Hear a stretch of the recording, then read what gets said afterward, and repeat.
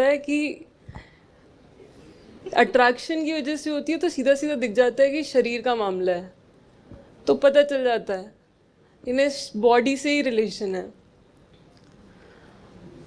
और कोई डेप्थ नहीं होती वहाँ, सिर्फ बॉडी चाहिए होता है।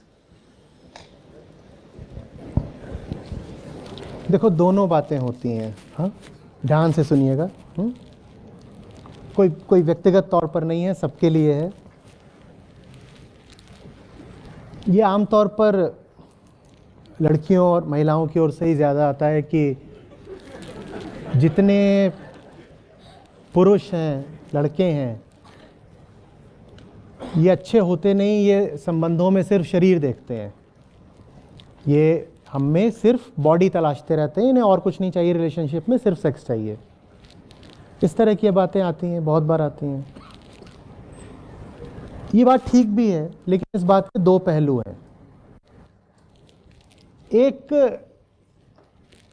बढ़िया संबंध में दो लोग होते हैं ना, दो पक्ष होते हैं हमेशा, तो दोनों तरफ से मामला ठीक होना चाहिए। बिल्कुल ऐसे लड़के होने चाहिए जो कि सामने वाले को, माने लड़की को, सिर्फ शरीर की तरह ना देखें कि एक बॉडी चली आ रही है और मुझे उस बॉडी का इस्तेमाल करना है। बिल्कुल ये ज़रूरी है कि लड़के ऐसे हों। साथ ही साथ ये भी ज़रूरी है कि लड़कियां भी ऐसी हों जिनके पास पूंजी के तौर पर, एसेट के तौर पर, देह से आगे भी तो कुछ और हो।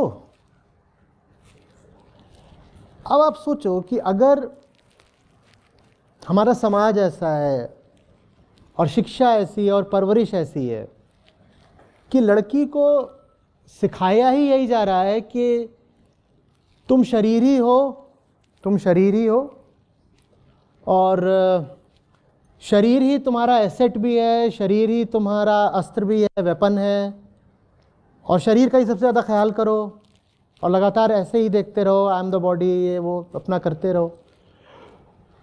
तो अगर वो कभी किसी रिश्ते में जाएगी तो वो उस रिश्ते में सामने क्या रखेगी? शरीर ही तो रखेगी। उस बेचारी को बचपन से कुछ भी और होने की, अपनी कोई और पहचान विकसित करने की न शिक्षा दी गई, न छूट दी गई। तो ज़्यादातर लड़कियां ऐसी बन भी जाती हैं कि उनके पास एक रिश्ते में शरीर के अलावा कुछ होता नहीं। एक लड़का अगर कहे कि मुझे ढंग की बातें करनी है चार, और लड़की के पास वो बातें करने का ज्ञान ही ना हो, तो बताओ लड़का क्या करेगा फिर? वो लड़की है और वो अपने आप को बिल्कुल सुंदरी, कामिनी, सेक्सी बनाकर बैठी हुई है, बिल्कुल ठीक, और डेट पर वो आकर के बैठ गई है कहीं पर, मान लो किसी कैफ़े में, वो वहाँ कुर्सी पर बैठ गई है। देखो मुझे मालूम है आप सब फेमिनिस्ट्स हो गए, यहाँ पे मुझ पे आक्रमण करने लग जाना, ठीक है? मैं जो बात बोल रहा हूँ उसको थोड़ा सा निष्पक्ष होकर के सुन लो। अब वो कैफ़े में आकर के बैठ गई है, ठीक है, डेट का मौका है, अपना मिले हैं शाम को 7 बजे, वो आकर के बैठ गई है। बिल्कुल मान लिया ज़्यादातर लड़के जलील होते हैं, एकदम नीरे जानवर हैं, जो जाते ही हैं मान लो डेट पर सेक्स के लिए, ठीक है। पर एक लड़का, कल्पना कर लो कि ऐसा नहीं है, एक लड़का ऐसा नहीं है, ऐसा नहीं कि वो नपुंसक है, सेक्स भी कर लेगा, लेकिन वो ये नहीं कहता कि मैं सिर्फ सेक्स ही करता हूं, ठीक है। अब वो भी डेट पर गया है और वो जाकर के कुर्सी पर बैठ जाता है। लड़की के पास है क्या जो उस रिश्ते में वो ला सके? वो लड़की कह रही है मेरे पास रिश्ते में लाने के लिए सिर्फ मेरी जुल्फें हैं, मेरा चेहरा देखो, अभी अभी पार्लर से निकला है, मेरे कपड़े देखो, और मैं ऐसे अपने आप को मेंटेन करके और ग्रूम करके आई हूं, यही है मेरे पास।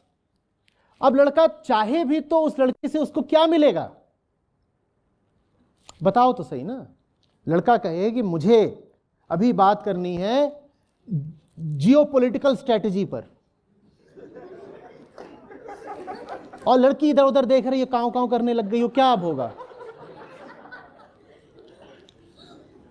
और इसमें मैं कह रहा हूं लड़की की गलती नहीं है, क्योंकि बहुतों को बुरा लगेगा। मैं कह रहा हूं कि उसको बना ऐसा दिया गया है, क्योंकि अगर उसको भी बताया जाता है कि आप बॉडी बाद में है, आप कॉन्शियसनेस पहले हैं, जेंडर बहुत बाद में आता है, चाहे पुरुष हो चाहे स्त्री, दोनों के लिए पहले कॉन्शियसनेस आती है, लेकिन ये बात उसको बताई नहीं गई। आपका मीडिया, आपका टीवी, आपके ये सब जो शादी ब्याह के उत्सव होते हैं, उसमें लड़की को क्या बना दिया जाता है, बॉडी ही तो बना दिया जाता है ना पूरे तरीके से। तो वो बॉडी बनकर डेट पे आ गई और वो कह रहा है नहीं मुझे तो वो प्रियम्बल ऑफ इंडिया डिस्कस करना है, और उसको प्रियम्बल की स्पेलिंग नहीं पता। मैं बिल्कुल नहीं कह रहा हूं कि सारी लड़कियां ऐसी होती हैं, मैं फिर समस्या के एक पक्ष की ओर ध्यान दे रहा हूं, क्योंकि जो समस्या का दूसरा पक्ष है वो तो हम सब जानते ही हैं, हम जानते नहीं, हम सहमत ही हो चुके हैं कि लड़के गलीच होते हैं। तो उस मुद्दे को तो हमने सुलटा दिया, उस पर आगे ज्यादा बात करने की जरूरत नहीं है, लड़का हवसी है, बात खत्म। ठीक है ना, तो हम लड़कों की बात आगे नहीं करेंगे, हम लड़कियों की बात करना चाहते हैं। लड़का हवसी है, लेकिन लड़की के पास क्या है, उसकी हवस पूर्ति के सामान से ज्यादा ये भी तो बताओ। वो हवसी है और इसके पास हवस पूरी करने की सामग्री है, तो इस आधार पे तो दोनों का रिश्ता बनता है। यही होता है कि नहीं, बोलो। हर मामले में ऐसा नहीं होता, मुझे एक्सेप्शंस मत गिनाने लगना। लोग आते कहते हैं आप जो बात बोल रहे हैं ना वो सब पर लागू नहीं होती। अरे सब पर तो कुछ भी लागू नहीं होता। वो कहते हैं आपकी बात 1000 में 999 लोगों पर लागू होती है, लेकिन सब पर नहीं होती। किस पर नहीं होती? मुझ पर नहीं होती। हर व्यक्ति कहता है नहीं आपकी बात जनरली सही है, बस मुझ पर नहीं लागू होती, क्योंकि ये मानना कि मुझ पर भी लागू होती है तकलीफ देह होता है ना। ईगो को बड़ी चोट लगती है मानने से कि जो बात कही जा रही है साहब सब पर लागू होती है। और अगर कुछ होते होंगे अपवाद तो होते होंगे, अपवादों का क्या करना है, एक्सेप्शंस का क्या करना है। Let's talk about the general principle and the general situation. तो हुआ क्या है ज्यादातर कि जैसा हम जानते हैं कि पैट्रियार्की में होता है, मेल को बना दिया गया है प्रोवाइडर और फीमेल को बना दिया गया है फैमिली रेजर। और जब आपको फैमिली रेजर होना होता है ना, तो वो काम ज़्यादातर बॉडीली ही होता है। फैमिली रेज करने का क्या मतलब होता है, सोच के देखो ना। वहाँ पे कोई बहुत बड़ा अनुसंधान तो करना नहीं होता, ना बहुत बड़ी रिसर्च करनी होती है, ना वहाँ पर तुमको किसी लैब में बहुत भयानक प्रयोग करने होते हैं। क्या करना होता है? फैमिली रेज करने का मतलब होता है कि